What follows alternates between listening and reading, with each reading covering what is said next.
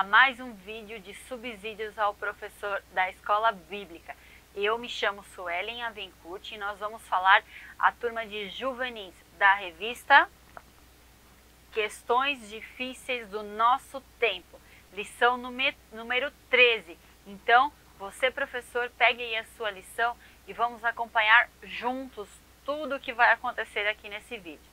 Nós estamos recheados de dicas práticas, então, se você ama uma dica prática, fique até o final desse vídeo.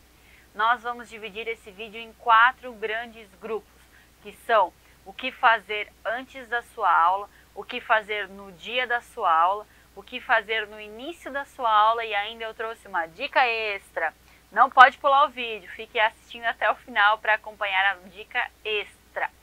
O título da lição é A Igreja e o Movimento dos Desigrejados. Pegue aí a sua lição e nós vamos falar sobre esse assunto. Lição número 13. O nosso primeiro grande grupo é o que fazer antes da sua aula.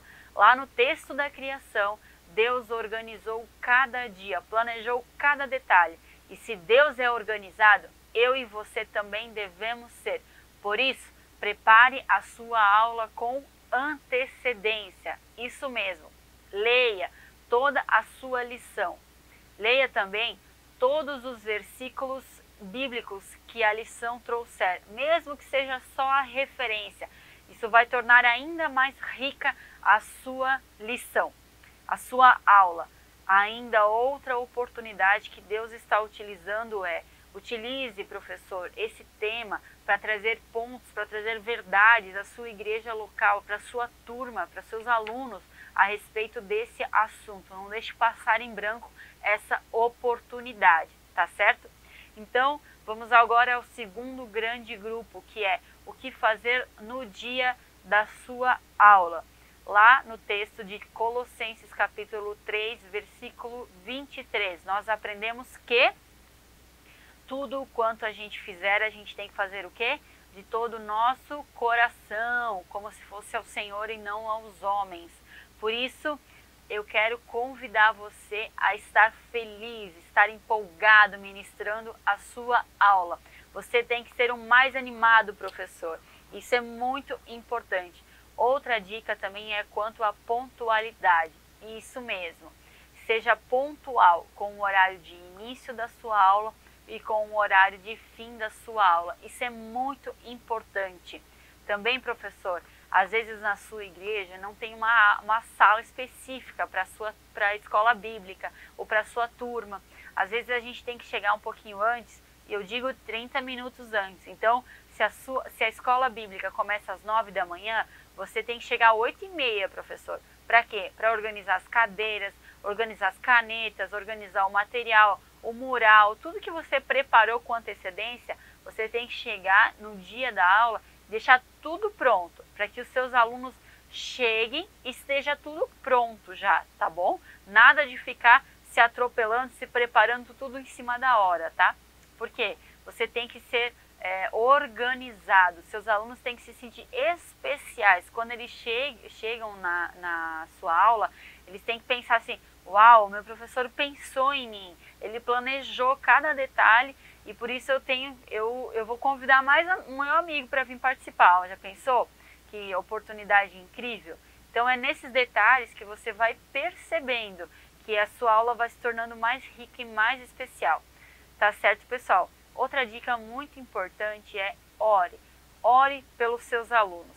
Ore com antecedência. Antes de eles chegarem, coloque a mão sobre as cadeiras que eles vão sentar e peça que o Espírito Santo se revele a eles, para que a palavra seja iluminada, para que eles sejam, que a mente deles receba a palavra de Deus de uma forma sobrenatural mesmo. E que eles sejam transformados a partir dessa lição, dessa aula que você está dando. Uau, já pensou que transformador isso? Outra coisa também, pessoal, tenha em mente, professor, os objetivos da sua lição. Por que isso é importante? Porque às vezes, conforme você vai ministrando, vai dando a aula, o assunto às vezes vai se perdendo, ou às vezes vai tomando outro rumo. Essa é uma faixa etária que eles desfocam muito rápido, eles se distraem muito rápido. Então, você, professor, você tem que tomar as rédeas da sua aula e você tem que saber para onde você está indo. E para onde que você está indo? Para os objetivos da sua lição. Porque, com certeza, quando a aula terminar, alguém vai perguntar para o seu aluno: e aí, como é que foi a aula? E aí, o que você aprendeu? Então, o que seu aluno tem que responder? Ele tem que responder prontamente os objetivos da lição. Então, vamos destacar aqui no vídeo os objetivos da lição número 13. São 3, tá, pessoal? Vamos lá? Pegue a sua lição aí e acompanhe comigo. Compreender o que é o movimento dos desigrejados, muito bem. Mostrar a importância do quê? Da igreja e saber que precisamos estar em comunhão com a igreja de Cristo. Isso mesmo. Então, você vai ministrando sua aula e tenha sempre em mente esses objetivos. Muito bem, chegou o dia da sua aula. O que eu devo fazer? Lá em Romanos, capítulo 12, versículo 7, tem um texto que diz assim, ó: se o seu dom é servir, sirva. Se o seu dom é ensinar, ensine. Por isso eu quero convidar você, professor, a ensinar e a servir o seu aluno. Muitas vezes, presta atenção aqui, muitas vezes você vai perceber que a sua aula vai tomando rumos que o próprio Espírito Santo vai direcionando. Então fique atento a isso, porque uma palavra dita dentro da sua aula pode mudar drasticamente a vida do seu aluno, a tanta forma como ele vive aqui na Terra, como a forma que ele vai viver na eternidade. Uau! Já pensou? Que responsabilidade! Então, professor, fique atento ao Espírito Santo. Vamos começar então a sua aula. Inicie com uma oração. Isso mesmo. Pode ser uma oração você fazendo ou um aluno fazendo, fique bem à vontade, tá bem? Depois, nós vamos dividir a sua aula em 3 olhares. Vamos olhar para trás, vamos olhar para cima e vamos olhar para frente. O que é olhar para trás? Olhar para trás é o momento que você vai perguntar: e aí, pessoal, como é que foi a aula passada? O que vocês aprenderam? O que vocês lembram? O que aconteceu? Pergunte para eles referente à aula passada. Uma semana na faixa etária deles, nessa idade de adolescente, é muito tempo. Acontece muito rápido as coisas na vida deles.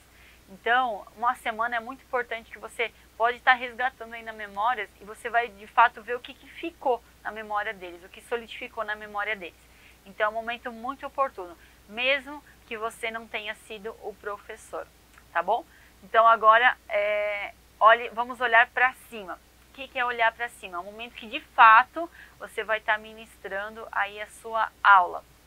Leia o título da lição, que é A Igreja e o Movimento dos Desigrejados. Então já pergunta agora de cara: e aí galerinha, o que é desigrejados? O que vocês acham que é isso? Ou vocês já ouviram sobre esse assunto? É um momento de debate aí entre vocês. Utilize aí no máximo, pessoal, uns 5 minutos, tá?